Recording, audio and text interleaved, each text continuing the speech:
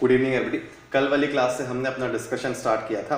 शुरुआत की थी हमने फाइनेंशियल ट्रांजैक्शन के मीनिंग से। फाइनेंशियल ट्रांजैक्शन के बारे में मैंने आपको ये बताया था कि दो तरह के ट्रांजैक्शन हो सकते हैं। कंप्लीट ट्रांजैक्शंस, ऐसे ट्रांजैक्शंस जिसमें जो दो पार्टीज इन्वॉल्व हैं उन दोनों ने एक दूसरे के लिए जो भी काम करना है उसे पूरा कर लिया है।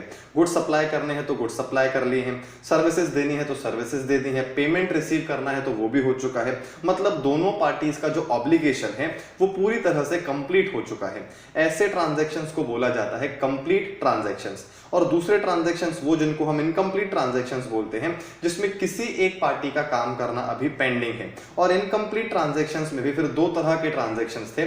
हमने ये बात की थी कि अगर हमने अपना काम कर लिया है पर सामने वाली पार्टी ने अपना काम नहीं किया है तो ऐसे केस में ऐसे ट्रांजैक्शंस हमारे लिए राइट टू रिसीव जनरेट करते हैं। हमारा काम हो चुका है, अगली पार्टी से हमें या तो पैसे लेने होंगे या तो सर्विसेज लेनी होंगी, तो वो राइट टू रिसीव माने जाएंगे। लेकिन अगर सामने वाली पार्टी ने अपना काम कर लिया है और हमारी तरफ से पेंडिंग है तो ऐसे केस में वो हमारे लिए ड्यूटी टू पे है। हाँ, ये बात जरूर है कि अगर एक कोई इनकम्प्लीट ट्रांजैक्शन हो रहा है तो वो एक पार्टी के लिए राइट टू रिसीव होगा तो दूसरी पार्टी के लिए वो ड्यूटी टू पे होगा ही होगा। तो ये सारी चीजें हम कल वाली क्लास में डिस्कस कर चुके हैं। अब आज वाली क्लास से हम शुरुआत करते हैं पिलर्स ऑफ अकाउंटिंग के डिस्कशन की। बहुत इंपॉर्टेंट डिस्कशन है पिलर्स ऑफ अकाउंटिंग। अब अगर आप नेट पे सर्च करेंगे पिलर्स ऑफ अकाउंटिंग तो हो सकता है आपको इस तरह की बातें नहीं दिखें जो हम आज वाली क्लास में करने वाले हैं, क्योंकि मुझे ऐसा लगता है कि अकाउंटिंग के एक्चुअली पिलर्स यही हैं जो हम आज वाली क्लास में डिस्कस करने वाले हैं। अगर ये चार पिलर्स, कुल मिला के चार आइटम्स हमको समझने हैं, अगर ये चार आइटम्स हमको समझ में आ जाते हैं तो अकाउंटिंग में आप किसी भी लेवल पे चले जाएंगे, अकाउंटिंग आपको सब्जेक्ट इजी ही लगेगा। अगर आप हर ट्रांजैक्शन को, क्योंकि देखिए फाइनेंशियल ट्रांजैक्शन का मीनिंग हम कल वाली क्लास में डिस्कस कर चुके हैं। अब मीनिंग के आगे की बात है, मीनिंग के बाद हमें क्लासिफिकेशन करना है। हमने ये तो तय कर लिया कि फाइनेंशियल ट्रांजैक्शन हुआ है कि नहीं हुआ है, पर एक बार फाइनेंशियल ट्रांजैक्शन हो गया तो वो किस नेचर का है, इनमें से चार में से कोई एक ही हो सकता है। वो आगे जाके बात करेंगे उसके डबल इफेक्ट की, पर फिलहाल हमको इनमें से एक समझ में आ जाना चाहिए कि हमारा जो ट्रांजैक्शन हुआ है वो इन चारों में से कौन सा है। तो इन पिलर्स का डिस्कशन सबसे पहले करते हैं। सबसे पहला आइटम है असेट्स, दूसरा आइटम है लायबिलिटीज, तीसरा आइटम है एक्सपेंसेस और चौथा आइटम है इनकम्स। कुल मिला के जो पूरा अकाउंट्स सब्जेक्ट है वो इन चारों के आसपास ही घूमता रहता है। इन चारों का मीनिंग समझ में आना बहुत जरूरी है। और कई बार ऐसा होता है कि हमें लगता है कि हमें इनका मीनिंग पता है, लेकिन बहुत सारे मिसकंसेप्ट्स भी होते हैं जिनको समझेंगे धीरे धीरे, पहले मीनिंग समझ जाते हैं, फिर प्रॉब्लम्स आएंगी, डाउट्स आएंगे, उन डाउट्स को सॉल्व करेंगे तो क्लैरिटी आ जाएगी। अब देखिए, सबसे पहले तो मैं वापस आपको बताऊं कि अकाउंटिंग का जो बेसिक ऑब्जेक्टिव था, दो बेसिक ऑब्जेक्टिव्स थे। पहला था फाइनेंशियल पोजीशन का पता करना कि हमारे पास एक पर्टिकुलर पॉइंट ऑफ टाइम पे जो भी हमने कमाया है वो पैसा कहां इन्वेस्टेड है, कहां दिख रहा है वो पैसा, हमारे बैंक में पड़ा है कि हमारे पास कैश में पड़ा है, कि जितना भी पैसा हमने कमाया उससे प्रॉपर्टी खरीद ली, आखिर हमारी कमाई जो है वो कहां इन्वेस्ट हो चुकी है। ये फाइनेंशियल पोजीशन का पता लगाना अकाउंटिंग का एक ऑब्जेक्टिव ये था। और दूसरा बिल्कुल सिंपल सा ऑब्जेक्टिव था कि हमने साल भर में कितना प्रॉफिट कमाया है, प्रॉफिट अर्निंग का पता लगाना ये ऑब्जेक्टिव है, और फाइनेंशियल पोजीशन का पता लगाना ये दूसरा ऑब्जेक्टिव है। तो कुल मिला के ये जो अकाउंटिंग के दो ऑब्जेक्टिव्स हैं, ये चार आइटम्स मिलके उन दोनों ऑब्जेक्टिव्स को पूरा करते हैं। ध्यान से समझिएगा, जो ये तीसरा और चौथा पिलर मैंने यहां पे लिखा है, एक्सपेंसेस और इनकम्स, ये दोनों मिलके लास्ट में हमारी हेल्प करेंगे प्रॉफिट के कैलकुलेशन में।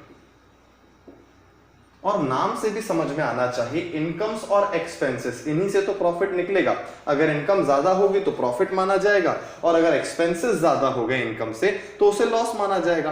तो कुल मिला के ये आपको समझ में आ रहा होगा कि चार में से जो दो पिलर्स हैं वो अकाउंटिंग का पहला ऑब्जेक्टिव पूरा करते हैं, और पहला ऑब्जेक्टिव है प्रॉफिट का कैलकुलेशन। और जो ये दोनों पिलर्स हैं असेट्स और लायबिलिटीज, जो दूसरा ऑब्जेक्टिव है अकाउंट्स का, फाइनेंशियल पोजीशन का पता करना, वो फाइनेंशियल पोजीशन का पता करने के लिए असेट्स और लायबिलिटीज काम में आते हैं।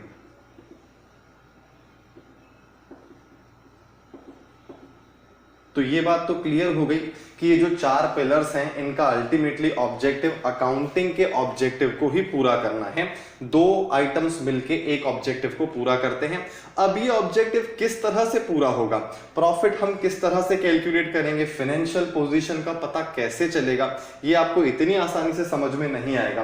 पूरा 11th का कोर्स जब खत्म होने वाला होगा तब जाके आपको ये बात समझ में आएगी कि अच्छा एक्सपेंसेस और इनकम से प्रॉफिट इस तरह से निकाला जाता है, असेट्स और लायबिलिटीज से फाइनेंशियल पोजीशन का पता कुछ इस तरह से चलता है। लेकिन आज की डेट में आप ऐसा नहीं समझ पाएंगे, आपको पहले तो इनका मीनिंग समझना होगा। तो हम शुरुआत भी इनके मीनिंग से ही करते हैं और मीनिंग समझने के लिए अभी सबसे पहले मैं केवल कंप्लीट ट्रांजैक्शंस की बात करूंगा। आज वाली क्लास में हम इनकम्प्लीट ट्रांजैक्शंस की बात नहीं करेंगे क्योंकि हमें इनकम्प्लीट ट्रांजैक्शंस को समझने में थोड़ा और टाइम लगेगा और इनकम्प्लीट ट्रांजैक्शन को समझने जाएंगे तो इनमें ज्यादा कंफ्यूजन हो सकता है। तो पहले कंप्लीट ट्रांजैक्शंस के बेसिस पर हम इन चारों का मीनिंग समझ जाते हैं, फिर हम बात करेंगे इनकम्प्लीट ट्रांजैक्शंस की। और जब हम कंप्लीट और इनकम्प्लीट ट्रांजैक्शंस को इनके साथ साथ पढ़ चुके होंगे तब हम इस पोजीशन में आ जाएंगे कि हम डेबिट और क्रेडिट का मतलब समझे और डेबिट और क्रेडिट के रूल्स को अप्लाई करना सीखें। फिलहाल हम इस पोजीशन में नहीं है कि हम डेबिट को समझे, हम क्रेडिट को समझे।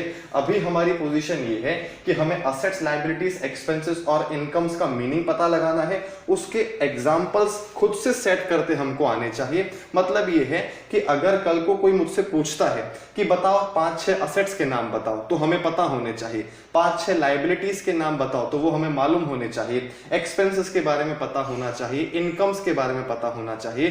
तब जाके हम ऐसी पोजीशन में आएंगे कि हम डेबिट क्रेडिट की बात कर सकते हैं। और जब हम डेबिट क्रेडिट की बात करेंगे तभी मान के चलिएगा हम रिकॉर्डिंग के पहले स्टेप में चले गए, मतलब अकाउंटिंग प्रोसेस के पहले स्टेप में चले गए, जिसको रिकॉर्डिंग बोला जाता है। खैर चलिए इस डिस्कशन को हटाता हूं, कंप्लीट ट्रांजैक्शंस की बात करते हैं और उनके थ्रू इन चारों को समझने की कोशिश करते हैं। पहले ये डिस्कशन आप नोट कर लीजिए। अब देखिए कंप्लीट ट्रांजैक्शंस जिनके बारे में हमने कल बात की थी उनकी एक खास बात है। देखिए मीडियम ऑफ एक्सचेंज जो है वो मनी है, ये हम सब जानते हैं। बार्टर एक्सचेंज जैसे ट्रांजैक्शंस बहुत ही कम अब देखने को मिलते हैं। तो ऐसे केस में कंप्लीट ट्रांजैक्शन में क्या हो सकता है, दोनों पार्टीज ने अपना काम पूरा कर लिया हुआ, तो दोनों पार्टीज में एटलीस्ट एक पार्टी का तो यही काम होगा पेमेंट करने का। या तो हम पेमेंट कर रहे होंगे और सामने वाली पार्टी हमको गुड्स या सर्विसेज देगी, या तो फिर पेमेंट वो हमें कर रहा होगा और हम बदले में उसे गुड्स या सर्विसेज दे रहे होंगे। जनरली ट्रांजैक्शंस ऐसे ही होते हैं।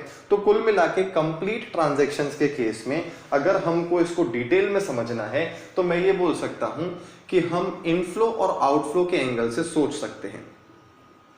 इनफ्लोस और आउटफ्लोस, क्योंकि देखिए अल्टीमेटली मुझे आपको यह समझाना है कि असेट का क्या मतलब है, इनकम का क्या मतलब है, लायबिलिटीज का क्या मतलब है और एक्सपेंसेस का क्या मतलब है। उसके लिए हमको ये बात समझ में आनी चाहिए कि जो कंप्लीट ट्रांजैक्शंस होते हैं उसमें कंप्लीट ट्रांजैक्शन कंप्लीट तब होगा जब दोनों पार्टीज में लेन देन खत्म हो चुका होगा। तो दोनों पार्टीज में से एटलीस्ट एक पार्टी तो पेमेंट ही कर रही होगी ना, एक पार्टी तो पैसे में ही लेन देन कर रही होगी और बदले में दूसरी पार्टी या तो उसे गुड्स सप्लाई कर रही होगी या तो सर्विसेज सप्लाई कर रही होगी। हाँ, कुछ ऐसे ट्रांजैक्शन जरूर हो सकते हैं जिसमें 2 कमोडिटीज का एक्सचेंज हो रहा हो या फिर 2 सर्विसेज का एक्सचेंज हो रहा हो, तो ऐसे ट्रांजैक्शंस की बात हम बाद में करेंगे। फिलहाल हम पैसे के इनफ्लो और पैसे के आउटफ्लो के बेसिस पर कंप्लीट ट्रांजैक्शंस की बात करते हैं और कंप्लीट ट्रांजैक्शन के थ्रू हम असेट्स और लायबिलिटीज को समझने की कोशिश करते हैं, इनकम्स और एक्सपेंसेस को भी समझने की कोशिश करते हैं। अब देखिए इनफ्लोस से पहले मैं बात करता हूं आउटफ्लोस की। आउटफ्लोस का मतलब यह है कि जब हमें कोई गुड्स सप्लाई कर रहा है, जब हमें कोई सर्विसेज सप्लाई कर रहा है, तो ऐसे केस में हमें उसे पेमेंट करना पड़ेगा। उसका काम है सप्लाई करना गुड्स या सर्विस और हमारा काम है उसे पेमेंट करना, तभी वो ट्रांजैक्शन कंप्लीट होगा। तो ऐसे केस में हमारी जेब से पैसा जाएगा, तभी हम उसको आउटफ्लो बोलेंगे। और इनफ्लो में होगा ये कि पैसा हमारे पास आएगा और हम बदले में गुड्स सप्लाई करेंगे या फिर हम बदले में सर्विसेज को सप्लाई करेंगे। तो ऐसे केस में आउटफ्लोस की अगर बात करें तो आउटफ्लोज में 2 पॉसिबिलिटीज हैं। पहली पॉसिबिलिटी है असेट्स, दूसरी पॉसिबिलिटी है एक्सपेंसेस। अब इनके मीनिंग पे मैं डायरेक्टली आ जाता हूं। देखिए जब भी हमारी जेब से पैसे जाएंगे, हम बदले में कोई ना कोई सर्विस लेंगे या बदले में कोई ना कोई गुड्स लेंगे। तो ऐसे केस में जो भी सर्विस या गुड्स हमने लिए हैं, अगर उनकी लाइफ 1 साल से ज्यादा है, मतलब से फॉर एग्जांपल हमने पैसे दिए और हमने जमीन खरीद ली। अब जो हमने जमीन खरीदी है उसकी इन जनरल जो लाइफ है वो 1 साल से ज्यादा है या नहीं है। अगर 1 साल से ज्यादा है तो हम उसे असेट बोलेंगे, अगर उसकी लाइफ 1 साल से कम है तो हम उसे एक्सपेंसेस बोलेंगे। ये सबसे सिंपल तरीका है असेट्स और एक्सपेंसेस को समझने का। और अगर आप इस तरह से समझेंगे तो आपको बहुत ज्यादा प्रॉब्लम नहीं आएगी, आप इनफैक्ट क्लासिफाई भी कर पाएंगे ट्रांजैक्शंस को। मैं एक सिंपल सा एग्जांपल देता हूं एक और। देखिए, सपोज हमने बाइक खरीदी। अब बाइक खरीदी तो बाइक जो है वो क्या 1 साल के अंदर खत्म हो जाएगी क्या 1 साल के अंदर कंज्यूम हो जाएगी क्या? अब अगर अनसर्टेनिटीज को देखेंगे तो ऐसे केस में हो भी सकता है कि एक्सीडेंट की वजह से 1 साल के अंदर बाइक खत्म हो जाए, लेकिन हम अनसर्टेनिटीज को नहीं देखते हैं। जब हम इनिशियली बाइक परचेस करेंगे तो हमारा जो जनरल इंटेंशन होता है हम उसी की बात करेंगे। क्या उसका जनरल इंटेंशन हमारा ये होता है क्या कि 1 साल के अंदर खत्म हो जाएगी वो बाइक? नहीं, हम तो उसे खरीदते हैं 2, 3, 4 साल चलाने के लिए। तो ऐसे केस में उसकी इन जनरल लाइफ जो है वो 1 साल से ज्यादा है। अगर 1 साल से ज्यादा उसकी लाइफ है तो बाइक हमारे लिए असेट है, बाइक खरीदना हमारे लिए असेट है। और इस असेट में इनफ्लो हुआ कि आउटफ्लो हुआ? पैसे का तो आउटफ्लो ही हुआ। आप इस तरह से मत सोचिएगा कि बाइक तो आई हमारे पास तो बाइक का तो इनफ्लो हुआ। बाइक या फिर अदर कमोडिटीज की बात नहीं चल रही है, बात चल रही है पैसों की। पैसे आए कि पैसे गए। हम जितने भी ट्रांजैक्शंस की अभी बात कर रहे हैं सारे के सारे कंप्लीट ट्रांजैक्शंस हैं, क्योंकि मैंने देखिए बोला था पहले ही कि इनकम्प्लीट ट्रांजैक्शंस की तो मैं बात करूंगा ही नहीं। उधारी में तो हमने बाइक खरीदी ही नहीं है, हमने जो भी ट्रांजैक्शन किया है उसके बदले में उसका पेमेंट भी किया है, और अगर हमने किसी को कुछ सप्लाई किया है तो बदले में हमने पेमेंट रिसीव भी कर लिया है। ऐसे ही ट्रांजैक्शंस का डिस्कशन फिलहाल हम कर रहे हैं, और उसमें पहली कैटेगरी है आउटफ्लोज की, जिसमें हम पैसे देंगे और बदले में या तो हमें कोई कमोडिटी मिलेगी, गुड्स मिलेंगे या सर्विसेज मिलेंगे। तो ऐसे केस में पहला एग्जांपल हमने लिया बाइक का, और बाइक खरीदना अपने आप में एक असेट है क्योंकि उसकी इन जनरल जो लाइफ है वो 1 साल से ज्यादा है। तो मैं यहां पे एग्जांपल लिख देता हूं। अब देखिए, वैसे तो एक बात मैं आपको और बोलूंगा कि चूंकि हम कॉमर्स के स्टूडेंट हैं, हमें बिजनेस के एंगल से सोचना चाहिए। कभी भी आपसे कोई एग्जांपल पूछे असेट का या फिर एक्सपेंसेस का या फिर लायबिलिटीज या इनकम्स का, तो हमें हमेशा ऐसे एग्जांपल्स देने चाहिए जो बिजनेस से रिलेटेड हों। हमको पर्सनल नेचर के एग्जांपल्स नहीं देने चाहिए। खैर, आपको फिलहाल मालूम नहीं है कि कौन से एग्जांपल्स बिजनेस एग्जांपल्स माने जाएंगे और कौन से एग्जांपल्स पर्सनल माने जाएंगे, पर धीरे धीरे ये बात आपको समझ में आने लग जाएगी। अब देखिए, असेट्स के केस में हमने पहला आइटम लिखा बाइक। अब उसी बाइक में जब हम पेट्रोल डलवाते हैं तो क्या वो पेट्रोल साल भर चल जाता है क्या? या फिर हम 6-8 साल का पेट्रोल अपनी बाइक में डलवा सकते हैं क्या? नहीं डलवा सकते हैं। अब कुछ एक्सेप्शनल स्टूडेंट्स पता नहीं कहाँ की बात करते हैं, वो बोलते हैं सर हमने अगर बाइक चलाई ही नहीं, पेट्रोल डलवा के रख दिया है और 2-3 साल तक गाड़ी नहीं चलाई। तो देखिए, इस तरह की बातें हम नहीं करेंगे। जो जनरली चीजें होती हैं हम उन्हीं की बात करेंगे। हमने गाड़ी में पेट्रोल डलवाया, क्या वो पेट्रोल 1 साल से ज्यादा चलता है? The answer is no. हम तो 1 हफ्ते का पेट्रोल डलवा सकते हैं, 10, 12, 15 दिन का पेट्रोल डलवा सकते हैं, डिपेंडिंग अपॉन कि हम उसे कितना यूज करते हैं। तो ऐसे केस में फिर भी 1 साल तक का पेट्रोल जनरली नहीं डलवाया जा सकता है। तो बाइक में जो पेट्रोल डलवा रहे हैं, पैसे तो उसमें भी खर्च हो रहे हैं।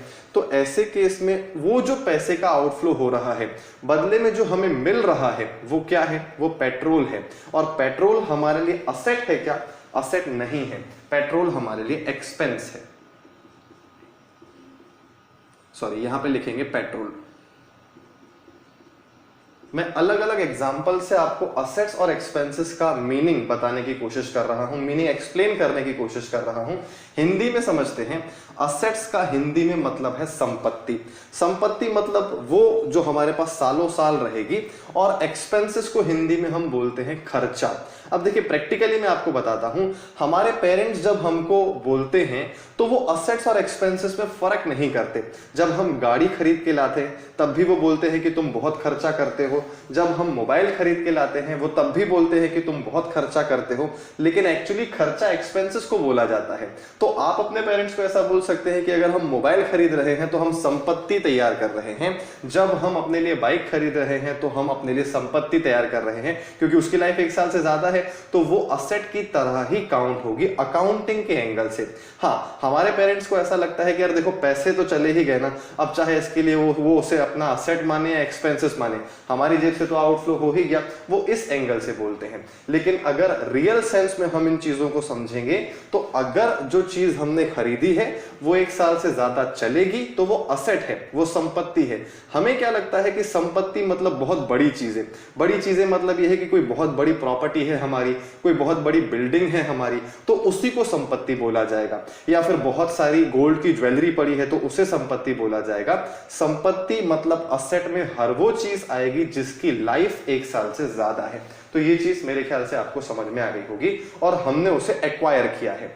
अब देखिए, ये पहला आइटम हो गया असेट, दूसरा हो गया एक्सपेंस, जिसको हिंदी में बोलते हैं हम संपत्ति, और एक्सपेंसेस को हिंदी में हम बोलते हैं खर्चा।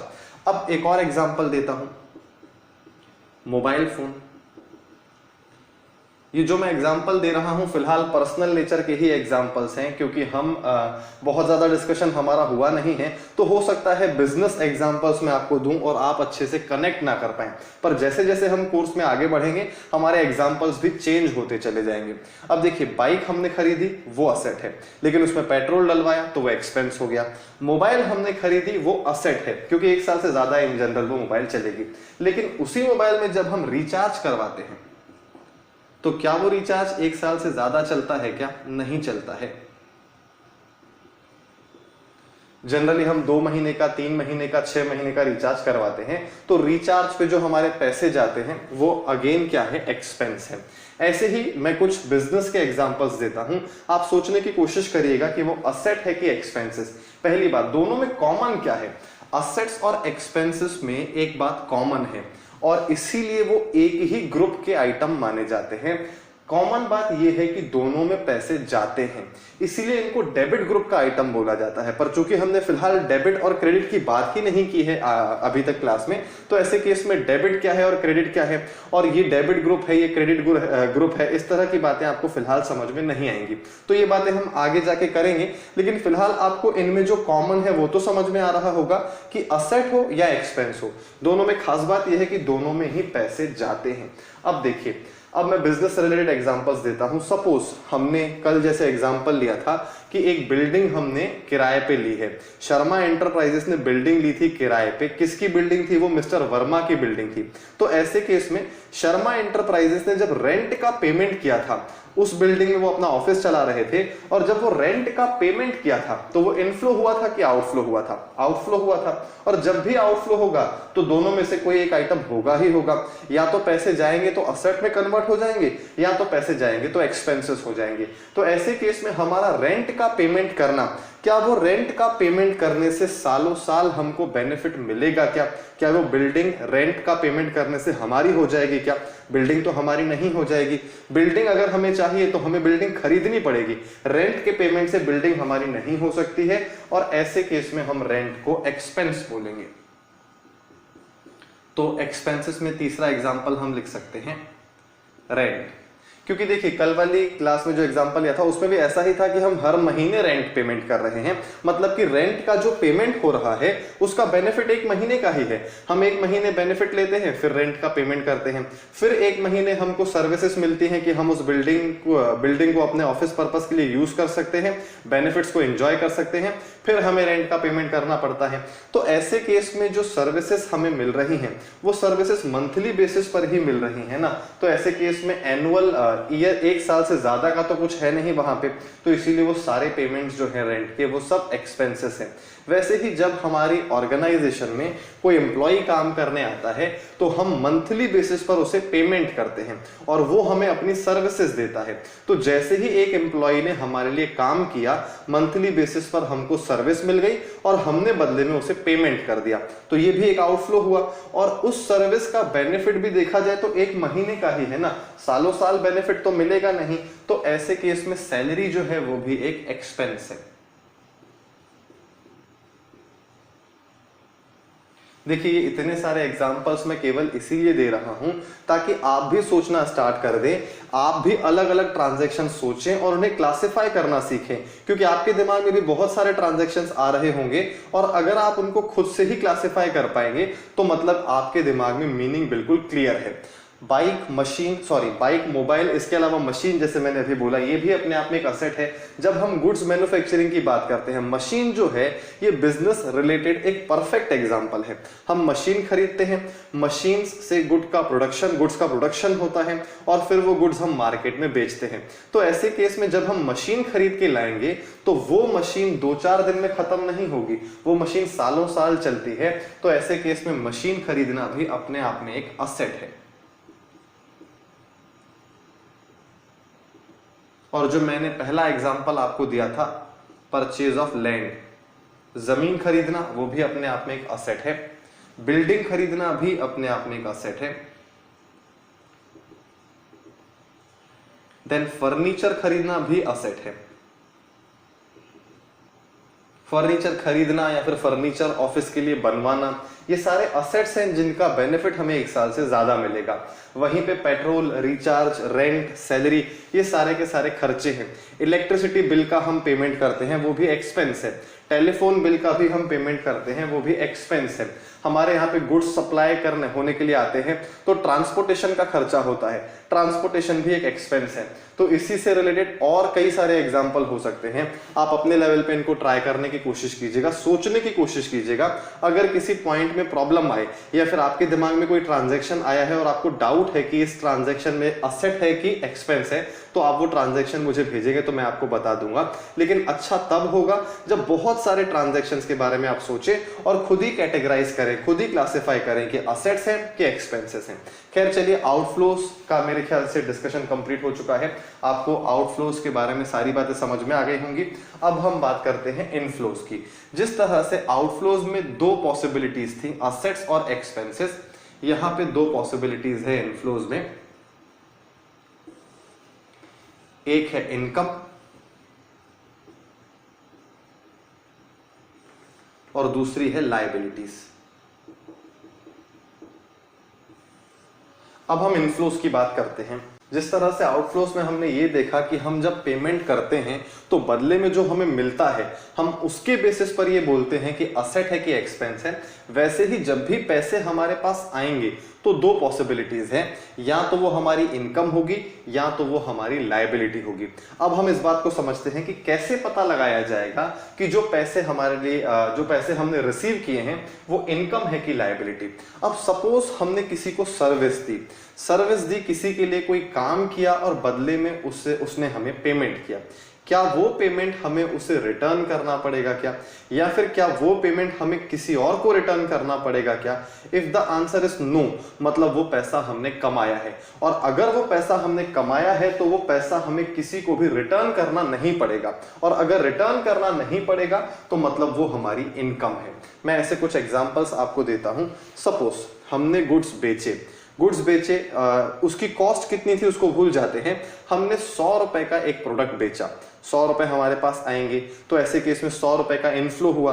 अब हमें ये सोचना है कि ये जो 100 रुपए का इनफ्लो है ये लायबिलिटी है कि इनकम है। तो ऐसे केस में ये सोचिए कि जो 100 रुपए हमें मिले हैं, हमने तो बदले में गुड्स दे दिए हैं, तो क्या ये 100 रुपए हमें उसे रिटर्न करने हैं क्या? The answer is no, return तो नहीं करने हैं। क्या ये 100 रुपए हमें किसी और को रिटर्न करने हैं क्या? The answer is again no, कि पैसा हमने कमाया है और इसीलिए हमें मिला है, तो ऐसे केस में वो हमारी इनकम है। जैसे कल वाले एग्जाम्पल की बात करें, मिस्टर वर्मा के एंगल से सोच के देखिए। मिस्टर वर्मा ने क्या किया था, अपनी बिल्डिंग को शर्मा एंटरप्राइजेस को किराए पे दे दिया था।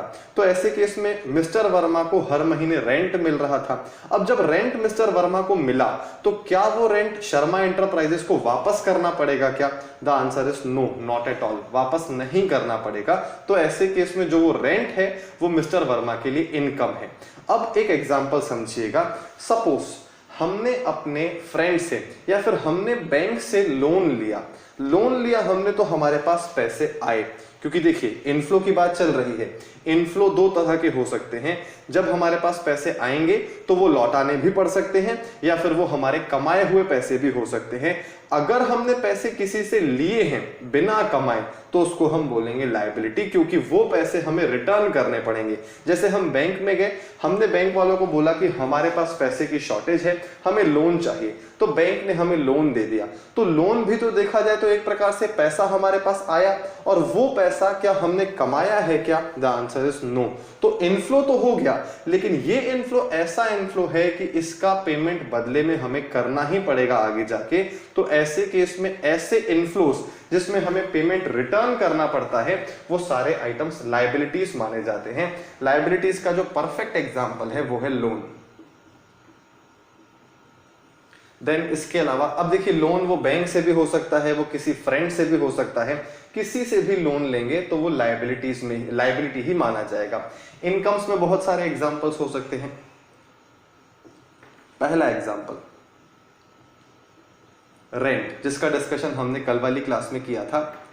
अब बहुत सारे स्टूडेंट्स यहां पे सैलरी बोलते हैं, पर मैं सैलरी लिख के काट रहा हूं और उसका लॉजिक भी बताता हूं कि मैं सैलरी लिख के क्यों काट रहा हूं।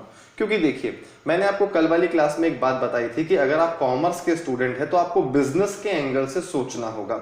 अगर आप बिजनेस के एंगल से सोचेंगे मतलब आपको खुद को बिजनेसमैन समझना होगा, तभी आप सही डायरेक्शन में सोच पाएंगे। तो ऐसे केस में अगर हम अपने आप को बिजनेसमैन की तरह ट्रीट करेंगे और बिजनेस के एंगल से सोचेंगे, तो क्या कभी भी किसी बिजनेस को सैलरी मिल सकती है क्या? नहीं मिल सकती है। सैलरी मिलती है एम्प्लॉय को जो किसी और के बिजनेस के लिए काम करता है।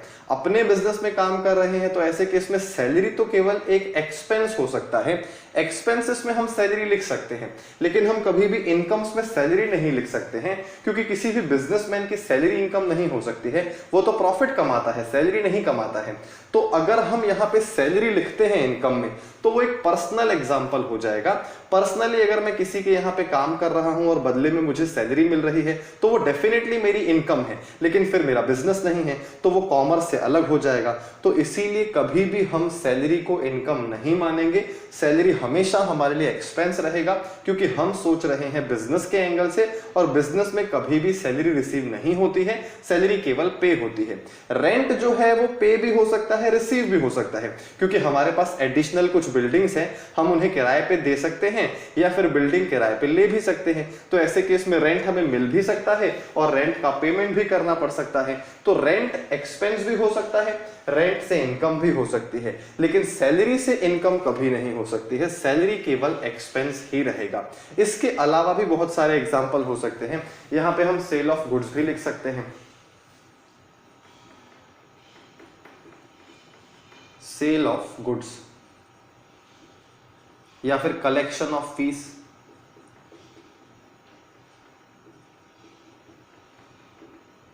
जब आप डॉक्टर के पास जाते हैं, वो डॉक्टर आपको अपनी सर्विसेज देता है और बदले में आप उनकी फीस देते हैं, तो वो फीस जो है, क्या वो डॉक्टर आपको रिटर्न करने वाले हैं क्या? नहीं रिटर्न करने वाले हैं। ऐसे केस में वो फीस जो है वो डॉक्टर के लिए क्या है? इनकम है, क्योंकि उसके साथ कोई लायबिलिटी अटैच नहीं है, कोई ऑब्लिगेशन अटैच नहीं है। जिस तरह से असेट्स का मीनिंग होता है संपत्ति, एक्सपेंसेस का मीनिंग होता है खर्चा, ये दोनों निकलते हैं आउटफ्लो से, वैसे ही दो शब्द इनफ्लो से भी निकलते हैं। पहला है इनकम, जिसको हम बोलते हैं कमाई। लायबिलिटी का मतलब होता है कर्जा।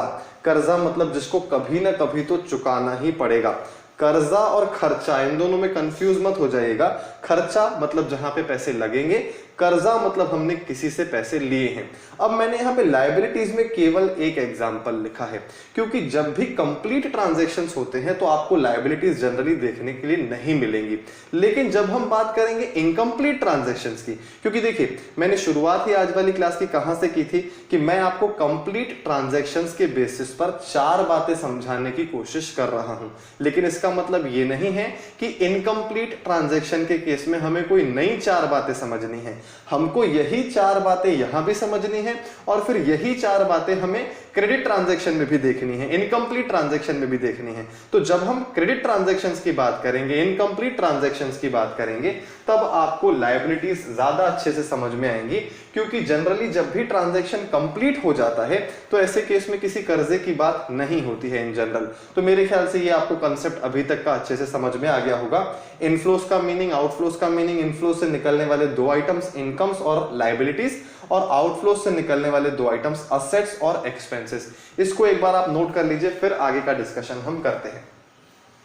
अब देखिए, हमने जितने भी अभी आइटम्स डिस्कस किए, इनफ्लोज में दो और आउटफ्लोज में दो, ये सारी बातें हमने कैश ट्रांजैक्शंस के लिए की हैं, मतलब कंप्लीट ट्रांजैक्शंस के लिए की हैं। कंप्लीट ट्रांजैक्शंस को कैश ट्रांजैक्शन भी बोला जाता है, क्योंकि जैसा कि मैंने आपको बोला कि मीडियम ऑफ एक्सचेंज तो कैश ही है, और अगर ट्रांजैक्शन कंप्लीट होगा तो ऐसे केस में या तो हमें पैसे देने पड़ेंगे या तो पैसे हमें मिल जाएंगे।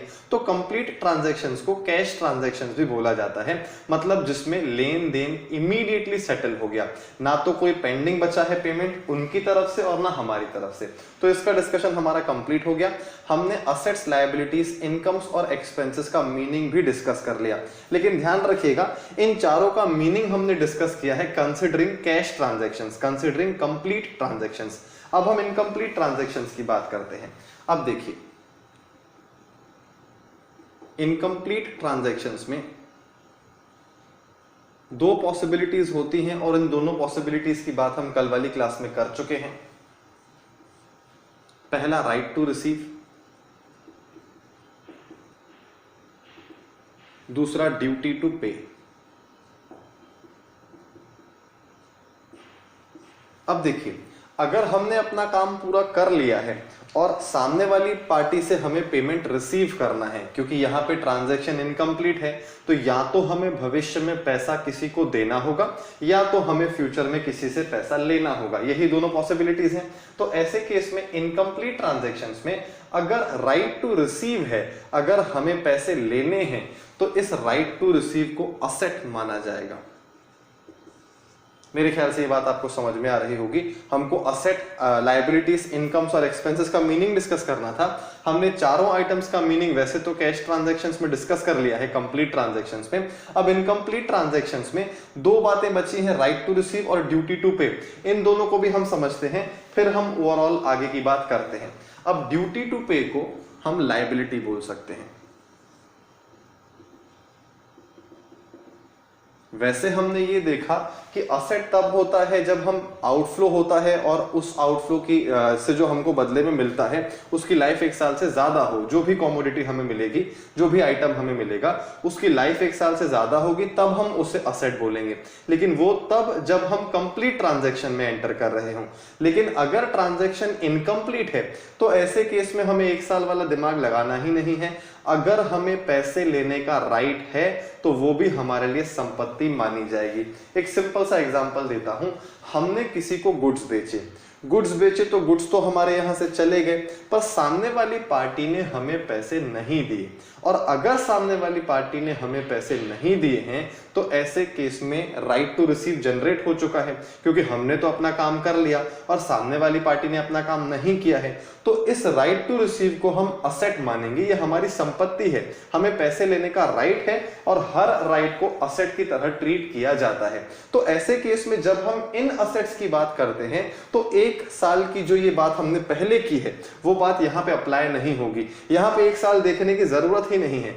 एक साल की जो लाइफ है वो तब देखनी पड़ती है जब हम कुछ खरीद के लाते हैं। जब भी राइट टू रिसीव जनरेट होता है तो वो फिक्स है, वो असेट ही है, क्योंकि यहाँ पे असेट और एक्सपेंसेस का कोई झगड़ा ही नहीं है। यहाँ पे लायबिलिटीज और इनकम्स का कोई झगड़ा ही नहीं है। यहाँ पे तो आइटम ही केवल दो हैं डिस्कशन के, पहला है राइट टू रिसीव, दूसरा है ड्यूटी टू पे।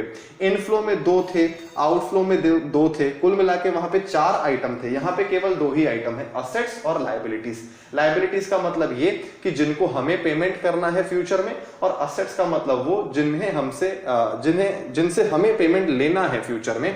मतलब ये कि अगर हमने गुड्स बेचे हैं और हमें पैसे कलेक्ट करने हैं तो वो राइट टू रिसीव है, इर्रिस्पेक्टिव ऑफ टाइम पीरियड। एक साल से कोई मतलब नहीं है, वो हमारे लिए संपत्ति है। और अगर हमने किसी से गुड्स खरीदे हैं, अब देखिए यहाँ पे पेमेंट लेने की बात नहीं चल रही है। हमने सपोज किसी से गुड्स खरीदे और हमने उन्हें बोला कि देखो अभी हमारे पास पैसे नहीं हैं और अब हम इनका पेमेंट आने वाले 2 महीने में आपको कर देंगे। तो ऐसे केस में ड्यूटी टू पे है तो वो भी हमारे लिए लायबिलिटी है, जबकि यहाँ पे पैसे का फ्लो नहीं हुआ है, हमने कोई उनसे उधार में पैसे नहीं मांगे हैं, लेकिन हमने अपना पेमेंट टाइमली नहीं किया है। ये अपने आप में एक हमारे ऊपर कर्जा है कि भविष्य में हमें उन्हें पेमेंट करना पड़ेगा। क्योंकि देखिए एक बात समझने की कोशिश कीजिए, जिनसे हम पैसे उधार लेते हैं क्या केवल उन्हीं को चुकाना पड़ता है क्या? जो खर्चे हम कर रहे हैं, टाइमली उनका पेमेंट नहीं कर रहे हैं, क्या वो अपने आप में हमारे लिए कर्जा नहीं है? अगर हम किसी से गुड्स खरीदते हैं और बदले में उसका पेमेंट टाइमली नहीं कर रहे हैं, क्या वो अपने आप में कर्जा नहीं है क्या? वो भी तो कर्जा है। अगर हम किसी से डायरेक्ट कैश उधार लेते हैं तो वो तो कर्जा है ही, वो तो लौटाना पड़ेगा ही पड़ेगा। लेकिन अगर हमने किसी से डायरेक्टली कैश नहीं लिया है लेकिन गुड्स खरीदे हैं या फिर अदर कमोडिटीज खरीदी हैं, तो ऐसे केस में वो पैसे भी तो हमको चुकाने पड़ेंगे फ्यूचर में, तो उनको भी हम लायबिलिटी की तरह ही ट्रीट करेंगे। तो इनकम्प्लीट ट्रांजैक्शन में भी मेरे ख्याल से आपको बात समझ में आ गई होगी। राइट टू रिसीव और ड्यूटी टू पे के बारे में तो हमने कल ही डिस्कस कर लिया था। अब बस हमने उनका क्लासिफिकेशन देख लिया कि अगर राइट टू रिसीव है तो हम उसे असेट बोलेंगे, ड्यूटी टू पे है तो हम उसे लायबिलिटी बोलेंगे। तो असेट्स, लायबिलिटीज, इनकम्स और एक्सपेंसेस का ये डिस्कशन हमारा पूरी तरह से खत्म हुआ। अब कुछ एग्जांपल्स मैं आपको और देता हूं ताकि आप अकाउंटिंग में होने वाले थोड़े से हाई लेवल के, थोड़े से ट्रिकी ट्रांजैक्शंस जो होते हैं वो आप समझ पाएं, जिसमें पैसे का कोई आउटफ्लो नहीं होता है लेकिन फिर भी ट्रांजैक्शन हो जाता है। क्योंकि बहुत सारे स्टूडेंट्स को मैं जानता हूं ऐसा लगने लग जाता है कि ट्रांजैक्शन मतलब वो, क्योंकि सर आपने तो बोला था कि मनी इन्वॉल्व होनी चाहिए, तो मनी तो इन्वॉल्व है तो ऐसे केस में पैसे का तो लेन देन होना ही चाहिए, मतलब कि पैसा आएगा या पैसा जाएगा तो ट्रांजैक्शन होगा। लेकिन ये मिसकंसेप्ट है, ना तो पैसा आया ना ही पैसा गया, ट्रांजैक्शन तो भी हो सकता है। उन्हीं को तो हम इनकम्प्लीट ट्रांजैक्शन बोलते हैं जो बिना पैसे के लेन देन के हो जाते हैं। और ऐसे ट्रांजैक्शंस में थोड़ी बहुत दिक्कत आती है, इसलिए उनका डिटेल में डिस्कशन करना जरूरी है, क्योंकि हम डेबिट क्रेडिट समझने से केवल एक स्टेप दूर है। तो पहले हम ऐसे ट्रिकी ट्रांजैक्शंस की बात करते हैं, उसमें हम असेट और लायबिलिटी को आइडेंटिफाई करने की कोशिश करते हैं, उसके बाद डिस्कशन करेंगे डेबिट और क्रेडिट का। तो पहले इस डिस्कशन को नोट कर लीजिए, फिर आगे की बात हम करते हैं। अब देखिए, अब जो एग्जांपल मैं आपको दे रहा हूं उसे बहुत अच्छे से समझने की कोशिश कीजिएगा। क्रेडिट ट्रांजैक्शन कैसे होते हैं, किस तरह के होते हैं, ये बात आपको अच्छे से समझ में आ जाएगी। अब देखिए, सपोज एक बिजनेस ऑर्गेनाइजेशन है ए एंटरप्राइजेस, उसका एक एम्प्लॉय है मिस्टर एक्स। मिस्टर एक्स को जॉब मिली 1 अप्रैल 2021 को या 1 अप्रैल 2019 को। 1 अप्रैल 2019 को मिस्टर एक्स को जॉब मिली। कहां पे जॉब मिली? ए एंटरप्राइजेस में जॉब मिली। अब इन दोनों के बीच में एग्रीमेंट हुआ। कल वाली क्लास में मैंने आपको एग्रीमेंट का रोल भी बताया था कि सिर्फ एग्रीमेंट बीच में हो जाए तो अपने आप में ट्रांजैक्शन नहीं हो जाता है। वो एग्रीमेंट एक लीगल डॉक्यूमेंट जरूर है, लेकिन ट्रांजैक्शन का मीनिंग ही अलग है। हमको अकाउंटिंग में ट्रांजैक्शन पे फोकस करना है, एग्रीमेंट पे नहीं। अब देखिए, इन दोनों के बीच में एग्रीमेंट हुआ, उसमें ये लिखा था कि मंथली सैलरी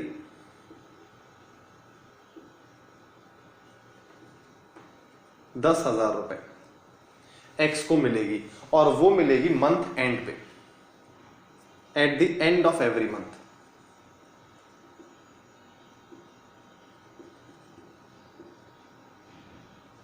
इसका मतलब ये है कि पहले पूरा महीना एक्स को सर्विस देनी पड़ेगी, उसके बाद जैसे ही मंथ एंड आएगा तो उसको सैलरी मिलेगी।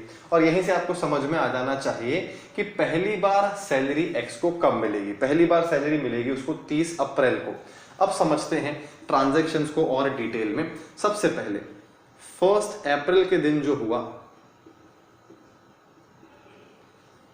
एग्रीमेंट बना, और एग्रीमेंट बनना अपने आप में ट्रांजैक्शन नहीं होता है।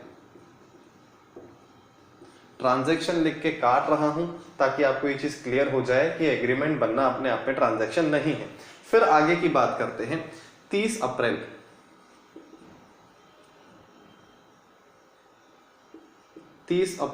2019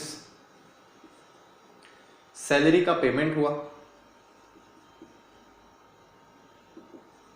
अब सैलरी का जब पेमेंट हुआ तो ऐसे केस में मैं यहाँ पे ये अलग से नहीं बता रहा हूं कि मिस्टर एक्स ने अपनी सर्विसेज दी।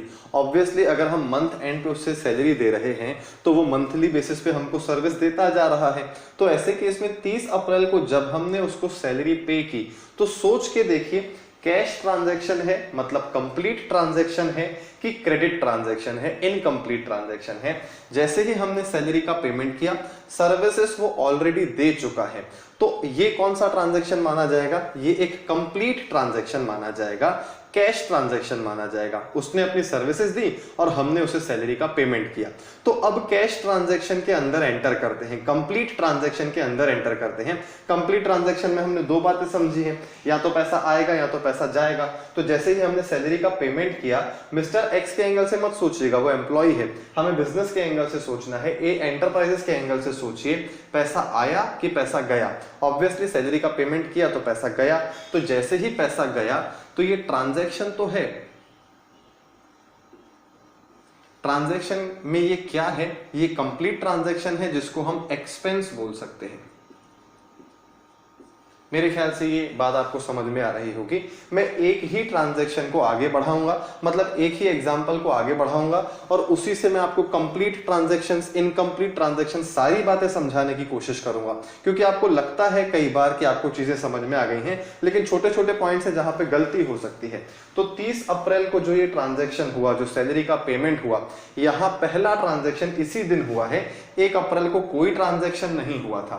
और हाँ, बहुत सारे स्टूडेंट्स को ऐसा भी लग सकता है कि उसने 1 तारीख को सर्विसेज दी अपनी, 2 तारीख को भी सर्विसेज दी, तो वो तो अपना काम करता जा रहा है। लेकिन देखिए, एग्रीमेंट में तो यही लिखा है ना कि 1 महीने जब तक पूरी सर्विस नहीं देता तब तक हम उसे सैलरी नहीं देंगे, मंथली बेसिस पर उसका पेमेंट करेंगे। तो ऐसे केस में हम हर दिन की उसकी सर्विसेज को अलग से रिकॉर्ड नहीं करने वाले हैं।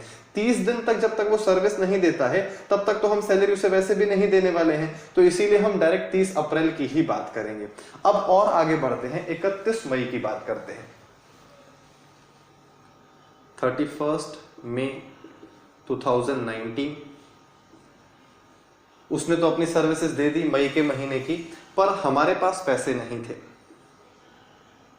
सैलरी हमने पे नहीं की। सैलरी पे नहीं की और एम्प्लॉय ने बोला सर अब चूंकि आपके पास फिलहाल पैसे नहीं हैं तो ठीक है, कोई बात नहीं, आप 10-15 दिन आने वाले टाइम में आप सैलरी का पेमेंट मुझे कर दीजिएगा। हमने भी उसको बोला ठीक है, तुम काम जैसे कर रहे हो वैसे ही करते रहो, हम 10 से 15 दिन में तुमको मई महीने की सैलरी दे देंगे और फिर जून एंड होते होते या फिर जून जैसे ही एंड हो जाएगा तो हमें जून की भी सैलरी देनी ही है। तो ऐसे केस में जब हमने सैलरी का पेमेंट नहीं किया, आई रिपीट, जब हमने सैलरी का पेमेंट नहीं किया तो भी क्या ट्रांजैक्शन हो गया क्या? द आंसर इज यस, क्योंकि एग्रीमेंट के हिसाब से हर महीने हमें उसे सैलरी देनी चाहिए थी। और अगर महीना कंप्लीट हो चुका है तो एटलीस्ट एक पार्टी ने तो अपना काम कर लिया है, सर्विस देने वाले ने तो अपनी सर्विस दे दी है, पर हमने अपनी तरफ से पेमेंट नहीं किया है। तो ऐसे केस में ये एक इनकम्प्लीट ट्रांजैक्शन है, ये एक क्रेडिट ट्रांजैक्शन है। तो ट्रांजैक्शन तो है, और अगर ये इनकम्प्लीट ट्रांजैक्शन है तो ये राइट टू रिसीव है कि ड्यूटी टू पे है, ये समझ में आना चाहिए। ये है ड्यूटी टू पे, क्योंकि हमारी तरफ से पेंडिंग है, एम्प्लॉय ने अपना काम कर लिया है, अब उसकी तरफ से कुछ भी पेंडिंग नहीं है, उसके लिए तो राइट टू रिसीव है, उसे तो सैलरी मिलनी चाहिए। हमारी तरफ से काम पेंडिंग है, इसीलिए हम इसको बोलेंगे ड्यूटी टू पे, मतलब कि लायबिलिटी। मैं लायबिलिटी इसीलिए लिख रहा हूं क्योंकि हम आज वाली क्लास में ये 4 पिलर्स ही सीख रहे हैं। तो हर ट्रांजैक्शन से आपको समझ में आना चाहिए कि एक्सपेंस निकला, कि लायबिलिटी, की असेट, की इनकम, तभी तो हमारा डिस्कशन कंप्लीट हो पाएगा।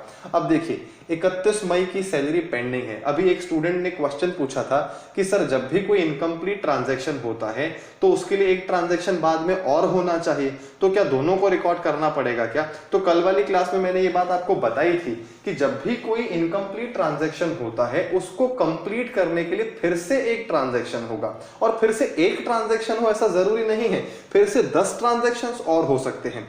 इन एग्जांपल्स को फिलहाल होल्ड करते, एक छोटा सा एग्जांपल आपको देता हूं। हमने गुड्स खरीदे, गुड्स परचेज किए 30,000 रुपए के ऑन क्रेडिट मिस्टर शर्मा से। अब मिस्टर शर्मा से हमने गुड्स क्रेडिट पे खरीदे हैं, तो ऐसे केस में हमने अपना काम पूरा नहीं किया है, लेकिन मिस्टर शर्मा ने तो गुड्स सप्लाई करके अपना काम पूरा कर लिया। तो ऐसे केस में ये 30,000 रुपए का पेमेंट किसी ना किसी दिन तो हमको करना पड़ेगा ना।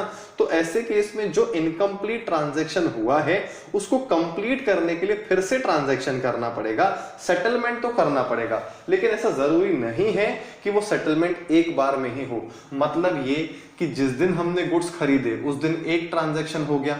अब सपोज हमारे पास किसी दिन 10,000 रुपए हैं और हम शर्मा जी को केवल 10,000 रुपए देना चाहते हैं, तो ऐसे केस में वो जो इनकम्प्लीट ट्रांजैक्शन है, 10,000 रुपए देने की वजह से एक ट्रांजैक्शन और हो गया, लेकिन जो वो इनकम्प्लीट ट्रांजैक्शन वो अभी भी कंप्लीट नहीं हो पाया है, क्योंकि सेटलमेंट केवल 10,000 का ही हुआ है। मतलब ये है कि एक इनकम्प्लीट ट्रांजैक्शन का सेटल होना जरूरी है। वो किसी ना किसी दिन सेटल होगा, लेकिन वो एक ही बार में सेटल हो ऐसा जरूरी नहीं है। एक ट्रांजैक्शन को कंप्लीट करने के लिए 4 ट्रांजैक्शन और करने पड़ सकते हैं, 10 ट्रांजैक्शन और करने पड़ सकते हैं, तब जाके हो सकता है वो ट्रांजैक्शन कंप्लीट हो। लेकिन कंप्लीट वो तब होगा जब ये पूरी लायबिलिटी का सेटलमेंट हो जाएगा। मतलब अगर हमने गुड्स खरीदे हैं 30,000 रुपए के और फिर हम अगर 5-5 हजार रुपए करके पेमेंट कर रहे हैं, तो जब भी हम 5,000 रुपए का पेमेंट करेंगे तो ट्रांजैक्शन तो हर बार होगा, और वो भी ऐसा ट्रांजैक्शन होगा जो पूरी तरह से मेन ट्रांजैक्शन को सेटल नहीं कर पा रहा होगा। लेकिन जैसे ही हम आखिरी बार 5,000 रुपए देंगे, 6th टाइम जब हम पेमेंट करेंगे, तो पूरा का पूरा 30,000 रुपए का सेटलमेंट हो चुका होगा, तब वो ट्रांजैक्शन पूरी तरह से क्लोज हो जाएगा, खत्म हो जाएगा। मेरे ख्याल से आपको बात समझ में आ रही होगी। अब फिलहाल यहां आ जाते हैं वापस। 31 मई को हमने सैलरी का पेमेंट नहीं किया, सैलरी का पेमेंट नहीं किया, लेकिन फिर भी ट्रांजैक्शन हो गया। और अब चूंकि हमने ये एग्जांपल भी डिस्कस कर ही लिया, तो ये बात आपको समझ में आ रही होगी कि ड्यूटी टू पे जनरेटेड है, लायबिलिटी हो चुकी है। तो ऐसे केस में इस इनकम्प्लीट ट्रांजैक्शन को कंप्लीट करने के लिए भी कोई ना कोई ट्रांजैक्शन जरूर होगा। अब वही ट्रांजैक्शन वापस देखते हैं। सपोज 31 मई को कंप्लीट करने के लिए 10 जून को, चूंकि 31 मई को पेमेंट नहीं कर पाए थे, हमने सैलरी का पेमेंट किया। और ये सैलरी का जो पेमेंट है वो कौन से महीने की सैलरी है? वो सैलरी है मई मंथ की। तो ऐसे केस में जो ये ड्यूटी टू पे नाम का ट्रांजैक्शन था, इसका सेटलमेंट हो गया। तो ये जो सेटलमेंट हुआ है, यहां पे कैश का आउटफ्लो जरूर हुआ है, लेकिन अपने आप में ये एक फ्रेश कंप्लीट ट्रांजैक्शन नहीं है। बहुत इंपॉर्टेंट बात, ये ऐसा ट्रांजैक्शन है जिसमें आपको सोचेंगे तो थोड़ी सी प्रॉब्लम आएगी, लेकिन कल वाली क्लास में ऐसे ट्रांजैक्शंस को और डिटेल में डिस्कस करेंगे। जब हम डेबिट और क्रेडिट का मीनिंग समझ चुके होंगे, तब ये ट्रांजैक्शंस आपको ज्यादा अच्छे से समझ में आएंगे। फिलहाल आप सिर्फ इतना समझिए कि हमारा आउटफ्लो तो यहाँ पे हो रहा है, लेकिन ये आउटफ्लो जो है, इस आउटफ्लो की वजह से हमारा ओरिजिनल ट्रांजैक्शन नहीं हो रहा है, पिछले ट्रांजैक्शन का ही सेटलमेंट किया जा रहा है। तो हम ये बोल सकते हैं कि जो लायबिलिटी जनरेट हुई थी पहले, वो लायबिलिटी अब खत्म हो रही है। ये एक सेटलमेंट वाला ट्रांजैक्शन है। पिछले इनकम्प्लीट ट्रांजैक्शन को सेटल करने के लिए आज एक और ट्रांजैक्शन करना पड़ा। मेरे ख्याल से ये चीज क्लियर हो गई होगी आपको। अब और आगे बढ़ते हैं। अब बात करते हैं 20 जून की। 20 जून 2019। अब समझिएगा, इस दिन क्या हुआ, एम्प्लॉय हमारे पास आया, उसने बोला कि सर मुझे सैलरी की जरूरत है, आपने पिछली सैलरी जो दी थी वो टाइम पे नहीं दी थी, तब मेरे पास पैसे अवेलेबल थे, लेकिन इस बार ऐसा हुआ है कि मेरे कुछ खर्चे हो गए हैं, मेडिकल एक्सपेंसेस हो गए हैं, और मुझे जून महीने की सैलरी आज ही चाहिए। मैं जानता हूं कि मुझे 30 जून को सैलरी मिलनी चाहिए, तब तक मुझे सर्विसेज देनी है आपको, लेकिन अर्जेंट नीड है, आप मुझे अभी सैलरी दे दीजिए, फिर 30 जून को आप सैलरी मत दीजिएगा।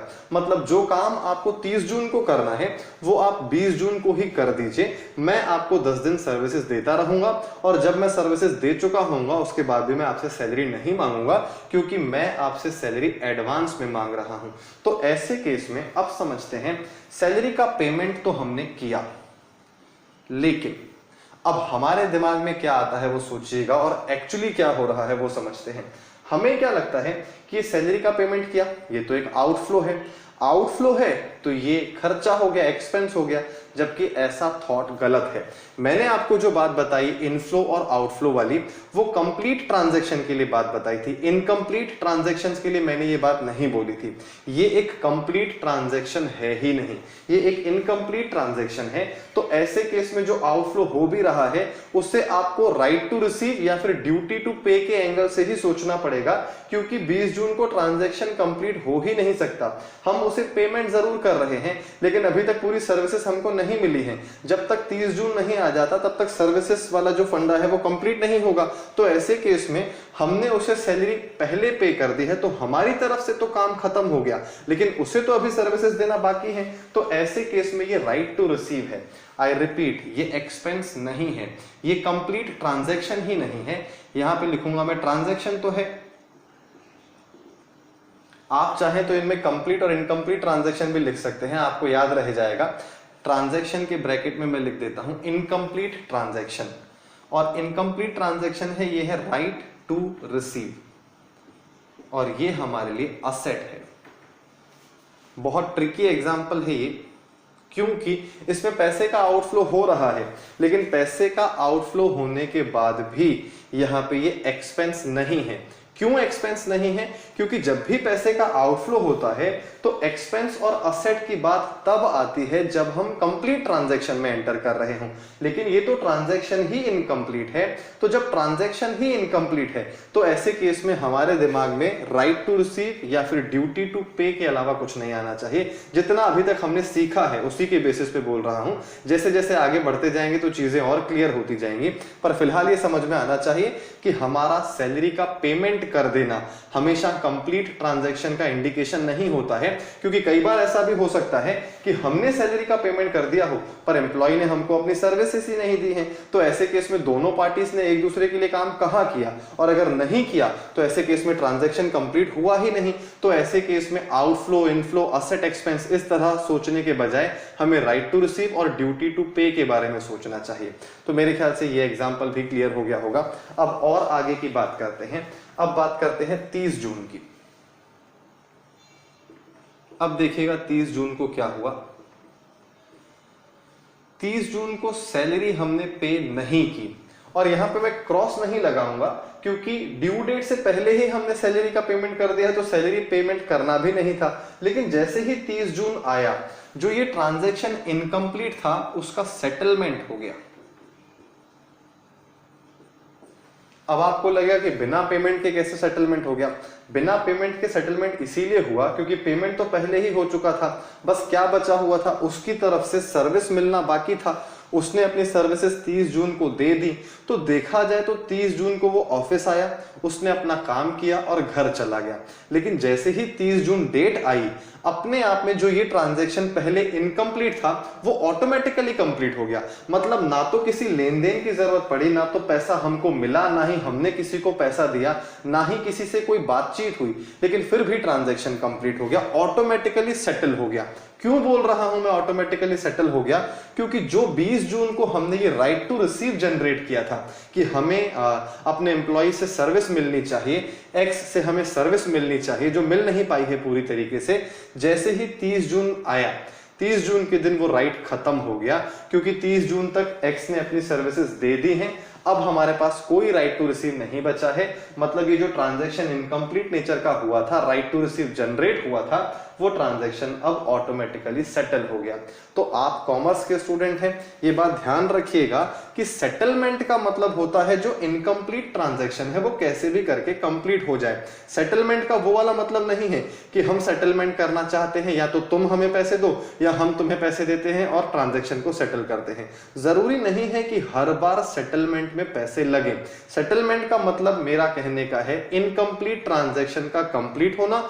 हो सकता है पैसे ना लगे, बिना पैसे लगे यहां पे, क्योंकि पैसे तो पहले ही लग चुके हैं ना कभी तो पैसे लगेंगे ही लगेंगे। अगर टाइम से पहले ही पैसे लग गए हैं तो ड्यू डेट जब आएगी 30 जून, हर महीने की आखिरी तारीख एक ड्यू डेट है, तो ड्यू डेट पे ना ही कोई पेमेंट हुआ, ना ही हमने कोई पेमेंट किया, ना ही उसने हमें कोई पेमेंट किया, ना ही कैश का कोई लेन देन हुआ, पर फिर भी ट्रांजैक्शन सेटल होके कंप्लीट हो गया।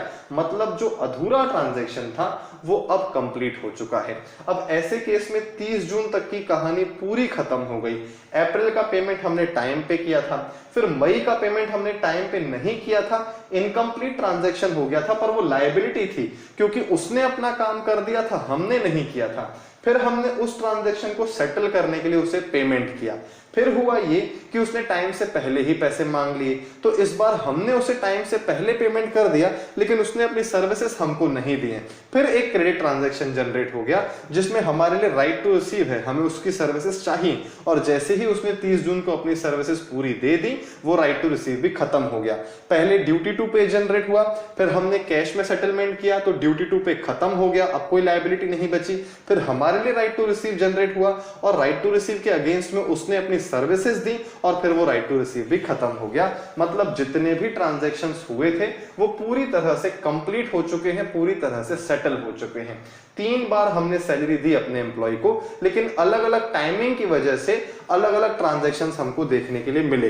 3 महीने की सैलरी मतलब 30,000 रुपए हमने पेमेंट तो किया, लेकिन टाइमिंग अलग होने की वजह से पहले राइट टू रिसीव जनरेट हुआ, फिर उसका सेटलमेंट हुआ, फिर ड्यूटी टू पे, फिर उसका सेटलमेंट, सॉरी पहले ड्यूटी टू पे, फिर उसका सेटलमेंट, फिर राइट टू रिसीव और फिर उसका सेटलमेंट। खैर चलिए, मेरे ख्याल से ये एग्जांपल आपको समझ में आ गया होगा। इस एग्जांपल से थोड़ा बहुत आपका नॉलेज और बढ़ गया होगा। क्रेडिट ट्रांजैक्शन और कैश ट्रांजैक्शन को समझने में आपको अब ज्यादा आसानी होगी, मुझे ऐसा लगता है। खैर चलिए, इस एग्जांपल को प्रॉपरली नोट कर लीजिए, फिर आज की क्लास को कंक्लूड करते हैं। अब देखिए, आज वाली क्लास में हमने 4 जो पिलर्स होते हैं अकाउंटिंग के, जो मेरे ख्याल से पूरे अकाउंट्स सब्जेक्ट में सबसे ज्यादा इंपॉर्टेंट कंसेप्ट है, वो आज वाली क्लास में हमने डिस्कस किया है। और अगर आपने पिछला लेक्चर अच्छे से नहीं देखा है तो उसे कंप्लीट कीजिए। आज वाले लेक्चर को हो सकता है आपको 2 बार देखना पड़े, तो दोनों बार देखिए और समझने की कोशिश कीजिए जितनी भी बातें अभी तक हमने की हैं, क्योंकि अब हमको डेबिट क्रेडिट कंसेप्ट की शुरुआत करनी है, और उसकी शुरुआत के लिए यहाँ तक की सारी चीजें आपको अच्छे से समझ में आनी ही चाहिए, नहीं तो आगे की कहानी आपको क्लियर नहीं होगी। खैर चलिए, आज वाली क्लास में आपको सारी चीजें समझ में आई या नहीं आई, ये आप फीडबैक में मुझे बताइएगा। कल वाली क्लास से हम आगे कंटिन्यू करेंगे। Thank you so much.